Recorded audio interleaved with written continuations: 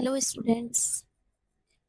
अभी तक हमने पढ़ा हड़प्पा सभ्यता के जो स्टार्टिंग थी वो, और पारिभाषिक शब्द, स्थान तथा कालखंड, ईसवी और एडी बीसी की जगह पे क्या क्या यूज होता है वो, और जो एरिया था हड़प्पा सभ्यता का वो हम समझ चुके हैं।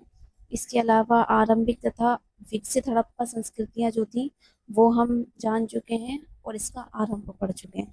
अब हम स्टार्ट करेंगे निर्वाह के तरीके कि ये लोग जो थे वो कैसे निर्वाह किया करते थे।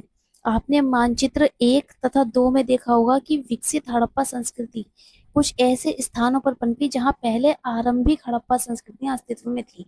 यानी कि ये जो जहां जहां विकसित हड़प्पा संस्कृति हमें मिली वहां आरंभिक हड़प्पा संस्कृति भी थी। इन संस्कृतियों में कई तत्व जिन्हें निर्वाह के तरीके शामिल हैं समान थे।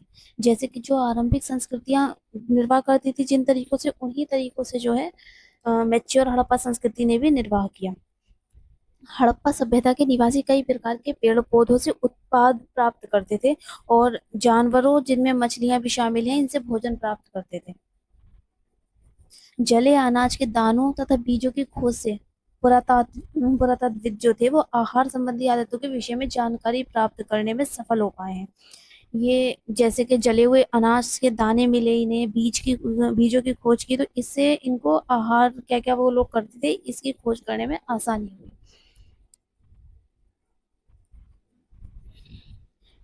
इनका अध्ययन पुरा वनस्पतिज्ञ करते थे जो प्राचीन वनस्पति के अध्ययन के विशेषज्ञ होते हैं। हड़प्पा स्थलों से मिले अनाज के दानों में गेहूं, जौ, दाल, सफेद चना तथा तिल शामिल है। बाजरे के दाने गुजरात के स्थलों से प्राप्त हुए हैं। हमें जो है गुजरात से बाजरे के दाने प्राप्त हुए हैं। चावल के दाने जो है बहुत ही कम मात्रा में पाए गए हैं। चलिए आगे बढ़ते हैं। हड़प्पा स्थलों से मिली जानवरों की हड्डियों में मवेशियों, भेड़, बकरी, भैंस तथा सुअर की हड्डियां शामिल हैं। पुरा प्राणी विज्ञानियों तथा जीव पुरातत्वविदों द्वारा किए गए अध्ययनों से संकेत मिलता है कि ये सभी जानवर जो थे वो पालतू थे। यानी कि जितने भी ये जानवरों की हमें हड्डियां मिली हैं जैसे कि गाय, भैंस, बैल, बकरी, अ, सुअर, इन सभी की हड्डियों से पता चला है कि ये जो जानवर थे ये पालतू थे। जंगली प्रजातियों जैसे वरा यानी कि सुअर, हिरण तथा घड़ियाल की हड्डियां भी मिली हैं। हम ये नहीं जान पाए कि ये जो हड़प्पा निवासी थे स्वयं इन जानवरों का शिकार करते थे या फिर अन्य आखेटक समुदायों से इनका मांस प्राप्त करते थे। मछली तथा पक्षियों की हड्डियां भी मिली हैं। देखिए मानचित्र 2 पर जो है आपको एक मैप दिखाई दे रहा होगा। ये आरंभिक हड़प्पाई संस्कृति के क्षेत्र है। जहां पर ये आरंभिक हड़प्पा संस्कृति बसी थी वो क्षेत्र दिखाए गए हैं। चलिए इन पर बात कर लेते हैं। ये देखिए उत्पाद के भी साक्ष्य मिले हैं। पॉइंट 1, कृषि प्रौद्योगिकी। हालांकि अनाज के दानों से कृषि के संकेत मिलते हैं पर वास्तविक कृषि विधियों के विषय में स्पष्ट जानकारी मिलना कठिन है। हमें जो है अनाज के दानों से ये संकेत मिले हैं कि उस समय कृषि होती थी, लेकिन उस समय कृषि में क्या क्या विधियां यूज होती थी इसके बारे में कुछ भी कहना अभी मुश्किल है। क्या जुते हुए खेतों में बीजों का छिड़काव किया जाता था? मोहरों पर किए गए रेखांकन तथा मृग मूर्तियां ये इंगित करती हैं कि वृषभ के विषय में जानकारी थी। इनसे पता चला है कि उस समय लोग जो है वृषभ को जानते थे और इस आधार पर पुरातत्वविद ये मानते हैं कि खेत जोतने के लिए बैलों का यूज होता था। देखिए वृषभ क्या है। वृषभ ये है, देखिए ये आपको जो दिखाई दे रहा है ना 1.3 का जो चित्र है इसमें पकी मिट्टी से बना ये वृषभ है। ये पकी हुई मिट्टी से बनाया गया वृषभ का चित्र है। आकृति बेल जैसी है और कुछ कुछ है वृषभ का चित्र है। चलिए आगे बढ़ते हैं। साथ ही चोलिस्तान के कई स्थलों और बनावली से मिट्टी से बने हल्के प्रतिरूप मिले हैं। बनावली क्या हरियाणा में है। बनावली है हरियाणा में, यहाँ से मिट्टी के हल मिले हैं। और इसके अलावा कालीबंगा जो कि राजस्थान में है वहां से जुते हुए खेत के साक्ष्य मिले हैं। कालीबंगा को काली चूड़ियां भी कहा जाता है। चलिए जो आरंभिक हड़प्पा स्तरों से संबंध है, इस खेत में हल रेखाओं के दो समूह एक दूसरे को समकोण पर काटते हुए विद्यमान थे जो दर्शाते हैं कि एक साथ दो अलग अलग फसलें उगाई जाती थी। यानी कि यहाँ जो था 90 डिग्री के समकोण पर फसल एक दूसरे को मतलब सड़कें एक दूसरे को काटती थी। इससे पता चलता था कि यहाँ दो अलग अलग तरह की फसलें उगाई जाती हैं। पुरातत्वविदों ने फसलों की कटाई के लिए प्रयुक्त औजारों को पहचानने का प्रयास किया है। क्या हड़प्पा सभ्यता के लोग लकड़ी के हत्थों में बिठाए गए पत्थर के फलकों का यूज करते थे या फिर वे धातु के औजारों का प्रयोग करते थे?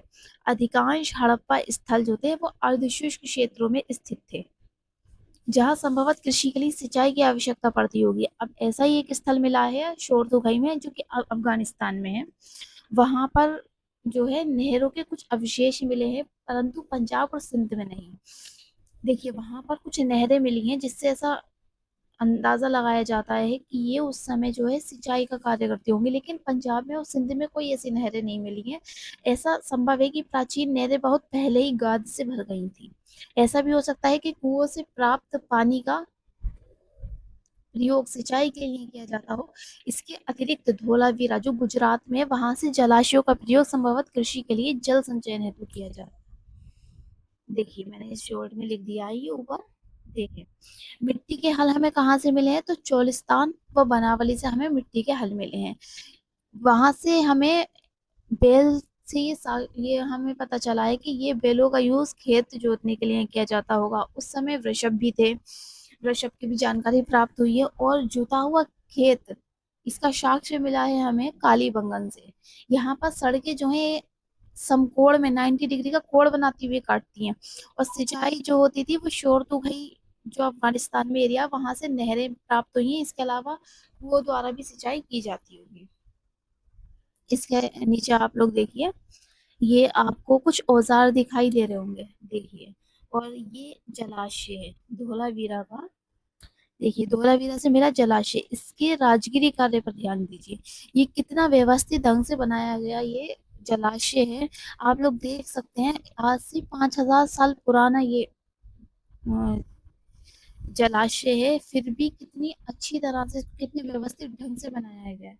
इसके राजगिरी कार्य पर आप लोग ध्यान दीजिए। चलिए आगे बढ़ते हैं।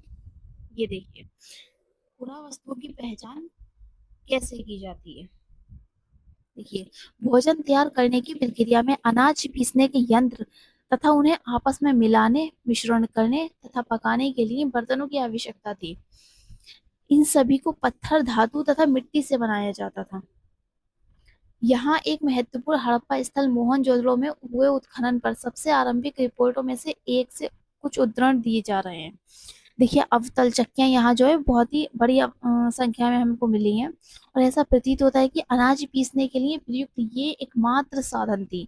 यहाँ मोहनजोदड़ो का जब उत्खनन हुआ तो वहां से हमें पता चला कि बहुत सारी अवतल चक्कियां मिली हैं। अब अवतल चक्कियां क्या होती हैं, देखिए आप लोग, ये आपको दिखाई दे रहा होगा एक बड़ा पत्थर है, जिसको बार बार उसके ऊपर दूसरे पत्थर से रगड़ रगड़ने के कारण वो नीचे की ओर धंस गया है और बीच में से खोखला सा हो गया है। तो ये है अवतल चक्की, ये मसाला पीसने के लिए यूज होती थी। चलिए आगे बढ़ते हैं। साधारणतः ये चक्कियां स्थूलतः कठोर, कंकरीले, अग्निज अथवा बलुआ पत्थर से निर्मित थी। अग्निज क्या होता है, कठोर आप लोग जानते होंगे, कंकरीले भी जानते होंगे। अग्निज क्या होता है, अग्निज होता है आग्नेय। आपने आग्नेय चट्टान पढ़ा होगा ज्योग्राफी में, तो वो जो उसी से लिया गया है अग्निज। अग्निज पत्थर जो था और बलुआ पत्थर इससे निर्मित थी, और आमतौर पर इनसे अत्यधिक प्रयोग के संकेत मिलते हैं। इसका बहुत ज्यादा प्रयोग भी हुआ उस समय, चूंकि इन चक्कियों के तल सामान्यतः उत्तल हैं। निश्चित रूप से इन्हें जमीन में अथवा मिट्टी में जमा कर रखा जाता होगा, जिससे इन्हें हिलने से रोका जा सके। दो मुख्य प्रकार की चक्कियां मिली हैं। एक वे हैं जिन पर एक दूसरा छोटा पत्थर आगे पीछे चलाया जाता था, जिससे निचला पत्थर खोखला हो गया था। देखिए मैंने अभी ये आपको बताया कि ऊपर जो एक पत्थर चलाया जा रहा था, जिससे निचला पत्थर जो था बार बार रगड़ लगने के कारण खोखला हो गया था।